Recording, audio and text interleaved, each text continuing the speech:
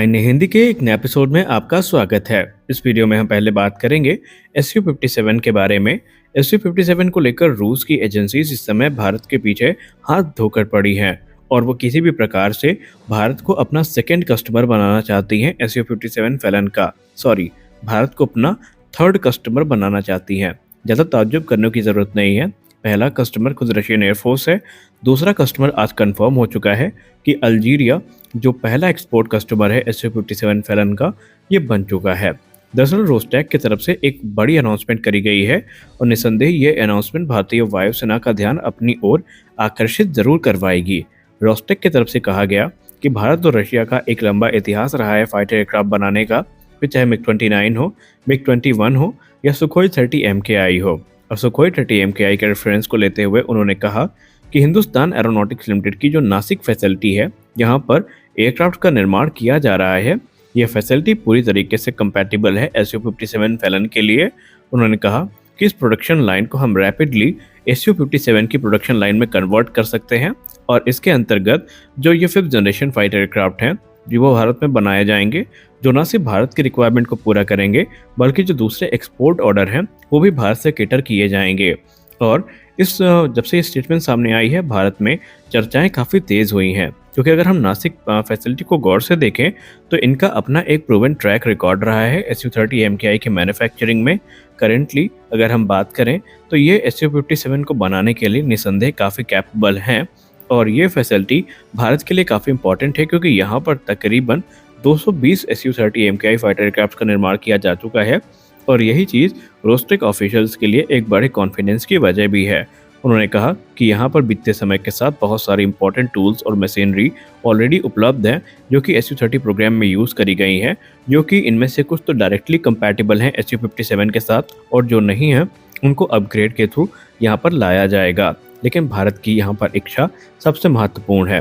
उन्होंने कहा कि टूलिंग, मैन्युफैक्चरिंग इंफ्रास्ट्रक्चर यहाँ पर काफ़ी ज़्यादा उत्तम है SU-57 फैलन को प्रोड्यूस करने के लिए।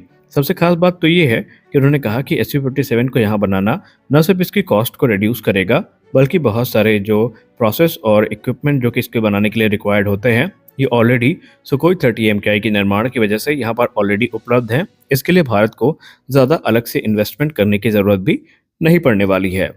अगर आपको लगता है कि सिर्फ यही ऑफर रोस्टेक की तरफ से आया है तो रुकिए, अभी यहाँ पर बहुत कुछ है। इसके अलावा रोस्टेक के अधिकारियों ने यह भी कहा कि SU-57 फैलन यहाँ पर लाइसेंस प्रोडक्शन के अंतर्गत बनाए जाएंगे, यहाँ पर ये कंप्लीट ट्रांसफ़र ऑफ टेक्नोलॉजी के साथ भारत को दिए जाएंगे। यानी कि यहाँ पर भारत के पास न सिर्फ इनको असेंबल करने का अधिकार होगा बल्कि ये इंडिजिनस कैपेबिलिटी को भी भारत का इन्हांस करेगा और भारत डिज़ाइन, मेंटेनेंस और प्रोडक्शन जो है इसमें अपना जो कार्य क्षमता है उसको यूज कर पाएगा। अब अगर हम बात करें TOT के ऑफर की, जो कि सबसे प्रमुख स्ट्रेटजी मानी जा रही है रशिया की तरफ से, तो कहीं ना कहीं भारत को ये अट्रैक्ट तो कर रही है, लेकिन एक्सपर्ट्स ये मानते हैं कि अमेरिकी दबाव भारत के ऊपर मनोवैज्ञानिक दबाव बनाता नजर आ रहा है। भारतीय वायुसेना ने कई बार ये इंगित किया है कि उनको इस जैसे प्लेटफॉर्म पर इंटरेस्ट है, भले ही पब्लिकली उन्होंने एक्सेप्ट ना किया हो, लेकिन हम लोग आडा की उस प्रेस कॉन्फ्रेंस को कैसे भूल सकते हैं जहाँ पर अभी हाल ही में रक्षा मंत्री राजनाथ सिंह जी भी मौजूद थे और उन्होंने प्रश्न का उत्तर देते हुए कहा कि हमारा प्राइमरी फोकस तो एम का होगा, लेकिन अगर ज़रूरत पड़ी तो हम जो दूसरे ऑप्शन हैं उनके तरफ भी विचार कर रहे हैं। और जब से ये चीज़ें सामने आई हैं, SU-57 ही इकलौता एयरक्राफ्ट है जिस पर बातचीत काफ़ी ज़्यादा शुरू हुई है और कुछ रिपोर्ट तो इंगित कर रही हैं कि एरो इंडिया के बाद भी कुछ दिनों तक ये एयरक्राफ्ट भारत में रहेगा, जहाँ पर भारतीय वायुसेना की टीम इनका इंस्पेक्शन करने वाली है। दूसरी रिपोर्ट में बात करने वाले हैं F-35 लाइटनिंग 2 के बारे में।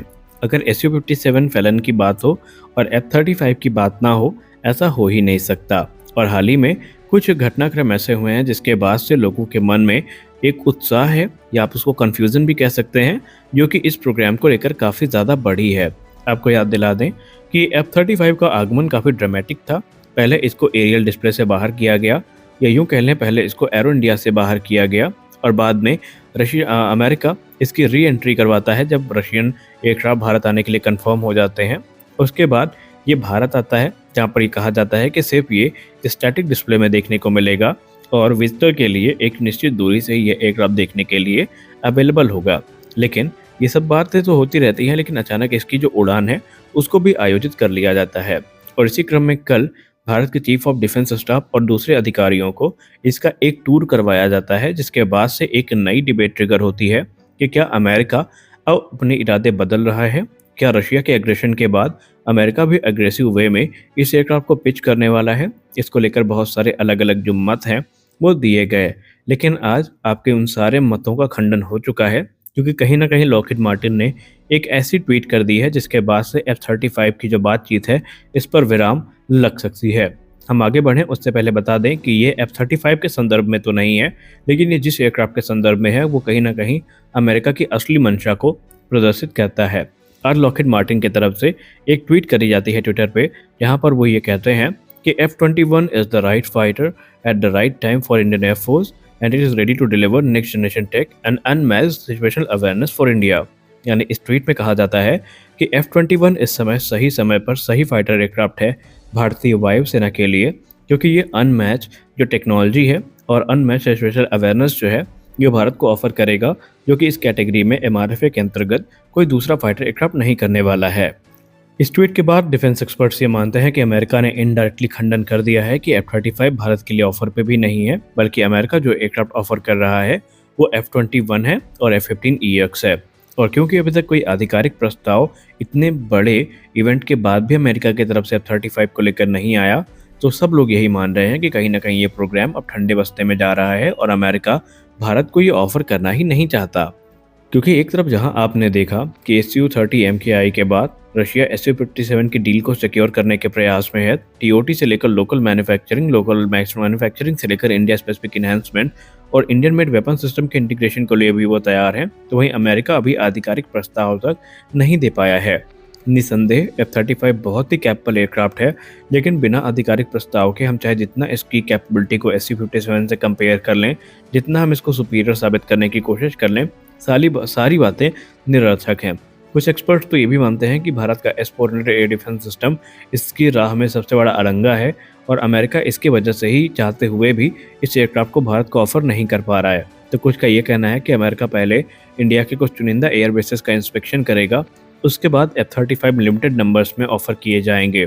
लेकिन ऐसा हुआ तो एक्सपर्ट्स का ये भी मानना है भारत के लिए F-35 एक अच्छी ऑप्शन नहीं रहेगी, बल्कि भारत को Su-57 को सेलेक्ट करना चाहिए, क्योंकि इसका इंफ्रास्ट्रक्चर भी हमारे पास है, इसमें स्वतंत्रता हमें ज़्यादा है और भारत पहले इस प्रोग्राम का हिस्सा रह भी चुका है, तो भारत को यहाँ पर थोड़ा रिलीफ तो ज़रूर मिलेगा।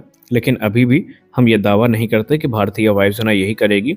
आप सब जानते हैं कि भारत में अंतिम डिसीजन मिनिस्ट्री ऑफ डिफेंस का ही होता है, जिसको वो चाहेंगे वही एयरक्राफ्ट कंपटीशन का हिस्सा होगा, जिसको वो नहीं चाहेंगे वो कंपटीशन से बाहर होगा। आपको क्या लगता है, क्या इस समय Su-57 से बेहतर ऑप्शन भी भारत के पास कोई है? अगर है तो उसका नाम कमेंट सेक्शन में ज़रूर बताएं। मिलते हैं अगले वीडियो में, तब तक के लिए जय हिंद।